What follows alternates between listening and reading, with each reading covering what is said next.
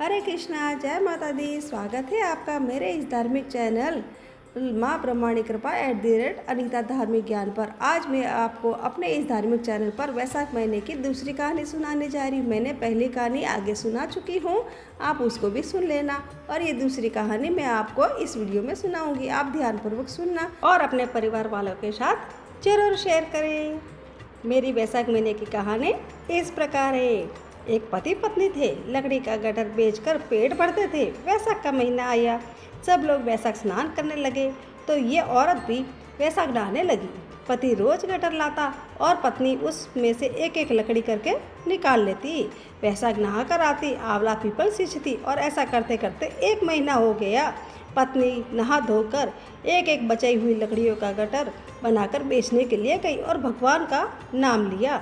लकड़ियाँ चंदन की हो गई। राजा राजमहल से होकर गुजरती है तो राजा को चंदन की खुशबू आती है।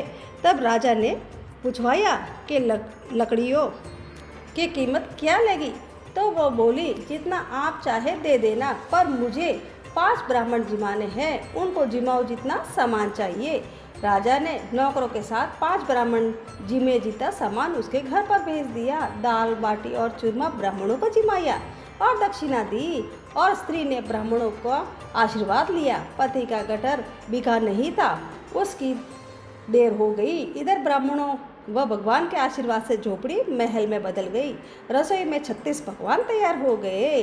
पति गटर बेचकर आया तो उसे झोपड़ी दिखी नहीं। वह पड़ोसन से पूछने लगा। पड़ोसन बोली, तुम तो लकड़ियाँ बेचते जाते हो, तुम्हारी पत्नी स्नान ध्यान पूजा पाठ करती है, ब्राह्मण जिमाती है, बाकी तुम जानो। इतने से उसकी पत्नी आ गई। पति से बोली कि ये अपना घर है। पति को गुस्सा आया और बोला, तूने चोरी की या डाका डाला? तो अचानक इतना धन कहाँ से आया? तब वो बोली, मैंने वैशाख स्नान किया है, बड़ पीपल सींचा है, उसका फल भगवान ने मुझे दिया है। ब्राह्मण जिमाने के लिए रोज आपकी लकड़ियों के गटर में से एक एक लकड़ी निकालती थी। वह लकड़ियाँ भगवान की कृपा से चंदन की हो गई। बेचने गई तो राजा ने गटर मांगा। मैंने राजा से सूखा सामान मांगा, जिससे ब्राह्मण जिमाए व दक्षिणा दी। ब्राह्मणों ने आशीर्वाद दिया, उसका फल भगवान ने हमें दिया है। तब पति की तसल्ली हुई। दोनों पति पत्नी के साथ भोजन किया, महलों में वास किया। हे भगवान, जैसे उन पति पत्नी के भंडार भरे, वैसे सबके भरना। खोटी की खरी, अधूरी की पूरी। इस प्रकार मेरी वैशाख महीने की दूसरी कहानी पूरी हुई। जो वैशाख महीने की दोनों कहानियों के बाद सुनी जाने वाली विनायक जी की कहानी पर सुना रही हूँ, आप ध्यानपूर्वक सुनिएगा। एक माँ बेटी थी। वे रोज सूरज भगवान, विनायक जी, पथवारी माता, तुलसी, बड़ देवता की पूजा करती थी, फिर भोजन करती। ऐसा करते करते बहुत साल बीत गए। एक दिन बेटी को देखने वाले आए। बुढ़िया ने कहा, मेरी बेटी के नियम बहुत है, जो निभाएगा उसे ही मैं बेटी दूंगी। लड़के वाले ने कहा कि तुम्हारी बेटी ने क्या नियम है? बुढ़िया ने सब बात बता दी। लड़के वाले बोले, हम उसके नियम निभा लेंगे। शादी हो गई, बेटी ससुराल आ गई। 4-6 महीने नियम चलता रहा। एक दिन उसके घर में झगड़ा हो गया। सासू जेठानियाँ कहने लगी कि ये बाद में आकर भी देव देव करती है, सारा काम हम ही क्यों करें। दूसरे दिन सवेरे छोटी बहू उठी और स्नान ध्यान से निवृत्त होकर पूजा को निकली। सास जेठानी कहने लगी, कहाँ चली बहू? कहाँ? कल इतना झगड़ा हुआ, देखा नहीं क्या? घर में काम धंधे में ध्यान दो। बहू ने चौपड़ा रख दिया और भगवान सपने में आए।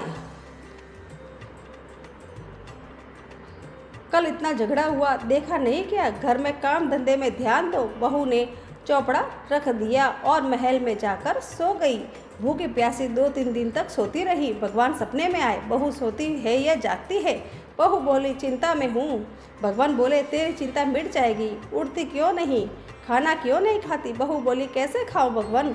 सासू बाहर जाने नहीं देती, पूजा हो नहीं सकती। भगवान बोले, घर में ही देवता है। बहू उठी, कमरा खोला और अलमारी खोली। देखती है कि विनायक जी तो खेजड़ी के झाड़ के नीचे ही बैठे हैं। पथवारी दही दूध के हिंडोले ले रही है। 7 घोड़े के रथ पर सूरज भगवान चमक रहे हैं। तुलसी माता हरी भरी बैठी है। बड़ देवता, पतवारी, पीपल देवता सारे ही है। वो नीचे गई, जल कलश व पूजा का थाल लाई, पूजा करी, कहानी कही, हुंकारा भगवान ने दिया।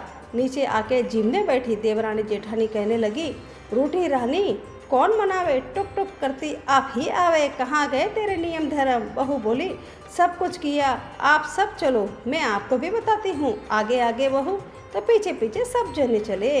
कमरा खोल के अलमारी खोली तो देखा वहाँ 33 करोड़ देवी देवता विराजमान हैं। सासू उठकर बहू के पैर पड़ने लगी तो बहू बोली, सासू जी आप सब देवताओं के पैर पड़ो, मैं आपके पैर छूती हूँ। हे भगवान, बहू को दर्शन दिए वैसे ही सबको देना, खोटे की खोरी अधूरी की पूरी। इस प्रकार मेरे विनायक महाराज की कहानी पूरी हुई। बोलो विनायक महाराज की जय। जय बोलो गजानन जी महाराज की जय।